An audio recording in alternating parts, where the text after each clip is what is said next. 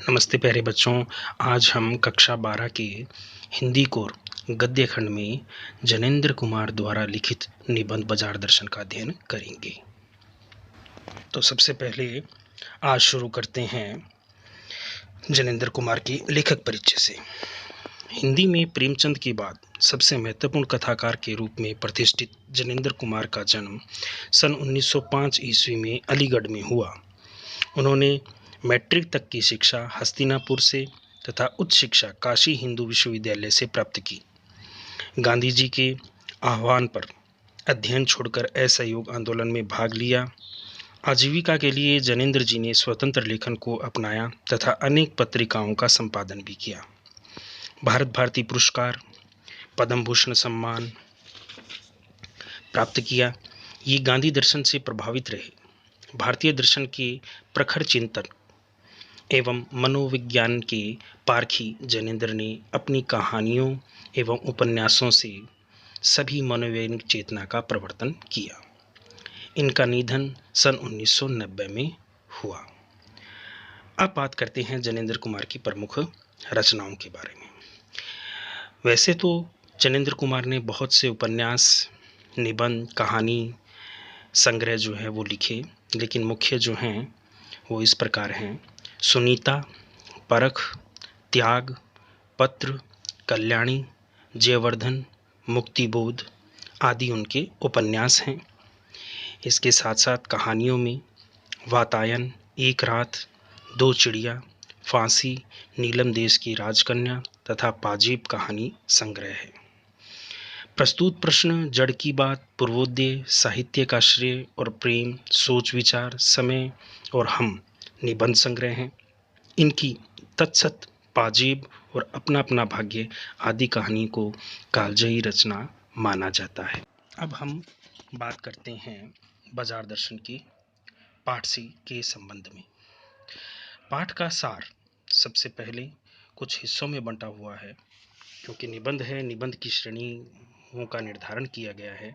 उसी को ध्यान में रखते हुए जनेंद्र कुमार ने के इस पाठ को हम अलग अलग हिस्सों के रूप में पढ़ेंगे। सबसे पहले देखो कि बाजार दर्शन शीर्षक निबंध में जनेंद्र कुमार ने बाजार के सदुपयोग और दुरुपयोग के साथ उसके प्रभाव का विश्लेषण किया है। इसका सार इस प्रकार है। निबंध की शुरुआत एक घटना से ही होती है। घटना का जिक्र करते हुए बाजार दर्शन पाठ में कहा गया है कि एक जनेंद्र कुमार के मित्र द्वारा सामान खरीदना। एक बार लेखक के एक मित्र बाजार में मामूली चीज़ खरीदने गए, परंतु लौटे तो साथ में बहुत से बंडल लेकर आए। पूछने पर उन्होंने बताया कि यह सब पत्नी खरीद लाई। लेखक बताता है कि सभी पुरुष इस मामले में पत्नी की ओट लेते हैं, परंतु पैसा पावर है और बाजार में प्रत्येक सामान इसी पावर से खरीदा जाता है। इससे जेब भी खाली हो जाती है। फिर आता है बाजार का आकर्षण। लोग बाजार की सजावट, व्यापारियों के आग्रह आदि के कारण फालतू सामान भी खरीद लाते हैं। बाजार में सजे सामान का आकर्षण उसे खरीदने का आमंत्रण देता है। ग्राहक मोहित होकर फालतू सामान भी खरीद लाता है, भले ही बाद में वह पछताता भी है। एक अन्य मित्र का भी प्रसंग बताते हैं। लेखक एक अन्य मित्र का उदाहरण देता है। वे बाजार गए, परंतु शाम को खाली हाथ घर लौटे। उनकी समझ में नहीं आया कि क्या लें। लेने का मन तो करता था, परंतु अपनी चाह का पता नहीं रहा। वस्तुतः चाह की पूर्ति करने में परिणाम अच्छा नहीं रहता। अब आता है नंबर 4 पॉइंट, बाजार का जादू। बाजार में एक जादू है और यह जादू आँख की राह काम करता है, परंतु उस जादू की भी एक मर्यादा है। जब जेब भरी हो और मन खाली हो तो ऐसी दशा में यह जादू खूब चलता है।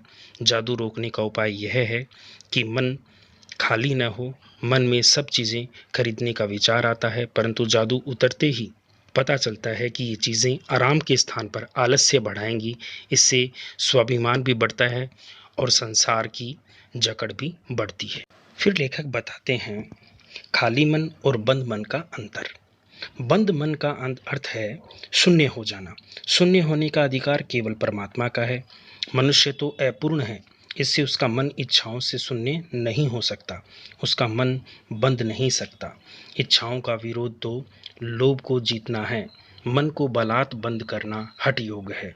अतः मन को बलात् करने या मन की बात न सुनने की अपेक्षा हमें उसकी बात सुननी चाहिए, उसे मनमाने की छूट नहीं देनी चाहिए। छठा जो उदाहरण बताते हैं वो एक भगत जी का है, और एक तरह से इस निबंध में अप्रत्यक्ष रूप से वो हमारे सामने मौजूद नहीं है, लेकिन उनका उदाहरण बड़ा ही कारगर है। भगत जी का उदाहरण बताते हुए लेखक कहते हैं कि लेखक के पड़ोस में रहने वाले एक भगत जी का उदाहरण देते हैं। वे चूरन बेचते हैं। वे इस काम में प्रतिदिन 6 आने से ज़्यादा नहीं कमाते। उनका चूरन बहुत प्रसिद्ध है, वे खुद भी लोकप्रिय हैं। वे चूरन तो व्यापारियों को बेचते हैं, न पेशगी ऑर्डर लेते हैं। नियत समय पर पेटी लेकर चूरन बेचने आते हैं और 6 आने की कमाई होते ही बाकी चूरन बच्चों को मुफ्त बांट देते हैं। इस तरह भगत जी पर बाजार का जादू नहीं चलता। बाजार दर्शन अध्याय में पैसे की व्यंग्य शक्ति पर भी एक बात कही गई है। लेखक बताता है कि पैसे की व्यंग्य शक्ति दारुण होती है।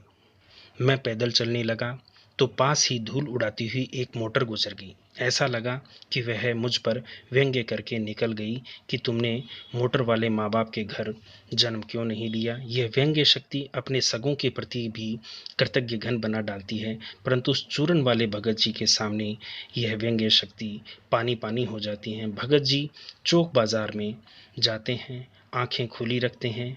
वे किसी फैंसी स्टोर पर नहीं रुकते, सीधे पंसारी की दुकान पर जाकर 2-4 काम की चीज़ें लेते हैं और चुपचाप लौट आते हैं। उनके लिए चौक बाजार की सत्ता तभी तक है जब तक वह काला नमक और जीरा मिलता रहता है। उसके बाद तो चांदनी चौक का आकर्षण उनके लिए व्यर्थ की बात है। बाजार दर्शन अध्याय में लेखक ने बाजार की सार्थकता को भी महत्व दिया है। बाजार की सार्थकता के बारे में लेखक बताते हैं कि मनुष्य बाजार को सार्थकता देता है जो जानता है कि वह क्या चाहता है। जो अपनी परचेजिंग पावर में के घरों में रहते हैं वे बाजार को व्यंग्य शक्ति अर्थात विनाशक शैतानी शक्ति ही देते हैं। वे लोग बाजारूपन अर्थात कपट बढ़ाते हैं तथा सद्भाव घटाते हैं। ऐसे बाजार मानवता के लिए विडंबना है और ऐसे बाजार का पोषण करने वाला अर्थशास्त्र सरासर औंधा, मायावी और अनीति शास्त्र है। बाजार दर्शन शीर्षक निबंध का मूल भाव या प्रतिपाद्य। बाजार दर्शन शीर्षक निबंध में जनेंद्र कुमार ने उपभोक्तावाद और बाजारवाद पर व्यापक चिंतन मनन करते हुए इसके मूल तत्वों को समझाने का प्रयास किया है। लेखक अपने मित्रों एवं परिचितों के अनुभव के आधार पर यह कहता है कि बाजार की जादुई ताकत कैसे हमें अपना गुलाम बना देती है। अगर हम अपनी आवश्यकताओं को ठीक ठीक समझकर बाजार का उपयोग करें तो उसका लाभ उठा सकते हैं, परंतु हम ज़रूरत को तय कर बाजार जाने की बजाय उसकी चमक दमक में फंस गए तो वह असंतोष, तृष्णा और ईर्ष्या से घायल कर हमें सदा के लिए बेकार बना सकता है। बाजार में परचेजिंग पावर दिखाने से शोषण एवं कपट को बढ़ावा मिलता है, जो कि मानवता के लिए विडंबना बन जाता है। लेखक ने इस पाठ में भगत जी के चरित्र की भी कई विशेषताओं का उल्लेख किया है। लेखक बताते हैं कि पड़ोस में रहने वाले भगत जी का प्रसंग उपस्थित कर उनके चरित्र की विशेषताओं का उल्लेख करते हुए वे बताते हैं कि वे लोग लालच से रहित हैं, उनमें तृष्णा एवं संग्रह की प्रवृत्ति नहीं है। वे घर से बाहर निकलते हैं और 6 आने की कमाई होते ही लौट आते हैं। उनका चूरन बेचने का व्यापार सीमित था, केवल अपनी आवश्यकताओं की पूर्ति का साधन था। भगत जी बाजार की चकाचौंध एवं आकर्षण से अछूते थे। उनमें न तो धन जोड़ने की वासना कामना थी और न व्यापार को बढ़ाने या छल कपट की भावना थी। भगत जी पूरी तरह संतोषी एवं निष्कपट हृदय थे। इस तरह उनका चरित्र आदर्श था। बाजार दर्शन पाठ में लेखक ने आज के इस समय को ध्यान में रखते हुए एक बहुत ही महत्वपूर्ण बात भी कही है कि बाजार किसी का लिंग, जाति, धर्म या क्षेत्र नहीं देखता, वह देखता है सिर्फ उसकी क्रय शक्ति को। इस रूप में वह एक प्रकार से सामाजिक समता की भी रचना कर रहा है। इस कथन से हम कहाँ तक सहमत हैं या लेखक कहाँ तक सहमत हैं, इस बारे में चर्चा करते हैं कि बाजार का काम है वस्तुओं का विक्रय करना। बाजार को तो ग्राहक चाहिए, उसे इस बात से कोई मतलब नहीं कि वह ग्राहक कौन है, किस जाति या धर्म का है, पुरुष या स्त्री है। वह तो सभी को ग्राहक के रूप में देखता है तथा उसकी क्रय शक्ति से ही मतलब रखता है। यदि व्यक्ति चीज़ें खरीदने की शक्ति नहीं रखता तो उसके लिए ग्राहक निर्थक है। इस रूप में देखा जाए तो हम लेखक के इस मत से सहमत हैं कि बाजार जाति, धर्म, लिंग आदि को का भेद मिटाकर सामाजिक समता की भी रचना करता है। परंतु हम एक बात से पूरे सहमत नहीं हैं कि क्रय शक्ति न रखने वाला व्यक्ति स्वयं को दूसरों से हीन समझता है तथा उसमें कुछ निराशा का भाव आ जाता है। बाजार में क्रय शक्ति रखने वाले को भी बड़ा माना जाता है, जिससे सामाजिक समता की हानि होती है। इस निबंध से एक और महत्वपूर्ण बात उभर कर आती है। लेखक ने अपने इस अध्याय में बताई है कि बाजारूपन से क्या तात्पर्य है और किस प्रकार के व्यक्ति बाजार को सार्थकता प्रदान करते हैं और बाजार की सार्थकता किस में है। तो चलिए इस पर भी चर्चा करते हैं कि बाजारूपन का आशय है ऊपरी चमक दमक और दिखावा। जब व्यापारी बेकार की चीज़ों को आकर्षक बनाकर ग्राहकों को ठगने लगते हैं तो वहाँ बाजारूपन आ जाता है। ग्राहक भी जब क्रय शक्ति के घरों में अपने पैसे से गैर ज़रूरी चीज़ों को खरीदकर विनाशक शैतानी शक्ति को बढ़ावा देते हैं तो वहाँ भी बाजारूपन बढ़ता है। इस प्रवृत्ति से न हम बाजार को से लाभ उठा पाते हैं और न बाजार को सार्थकता प्रदान करते हैं। जो लोग बाजार की चकाचौंध में न आकर अपनी आवश्यकता की वस्तुओं को खरीदते हैं और इसी प्रकार दुकानदार भी ग्राहकों को उचित मूल्य पर आवश्यकता अनुसार चीज़ें बेचते हैं, उन्हें लोभ लालच में रखकर ठगते नहीं, इसमें भी बाजार की सार्थकता है। इस तरह से आज हमने जनेंद्र कुमार द्वारा रचित बाजार दर्शन निबंध का पूर्ण अध्ययन किया।